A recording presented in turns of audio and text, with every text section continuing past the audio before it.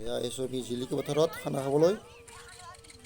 আমাৰ গোটেই পাৰ্টিটো আমাৰ চব ঘৰৰে মানুহ গোটাইকেইটা আমি খানা খাবলৈ আহিছোঁ। আমি ইয়াত 1 ডিচেম্বৰ বুলি আহিছোঁ। আমি কোনো ধৰণৰ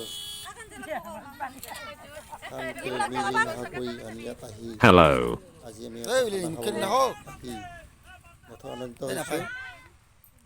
আমি গোটেই ঘৰৰে মানুহ গোটেইবিলাক একেলগে আহি মাছ মাংস কণী আনি পেলাই আমি এটা খাইছোঁ। এয়া আমাৰ ঘৰৰে গোটেইকেইজন আৰু এজন নতুন বোৱাৰী আহিছে, একেলগে আছে আমাৰ লগতে। আমাৰ ভণ্টি আহিছে জাপেৰ পৰা।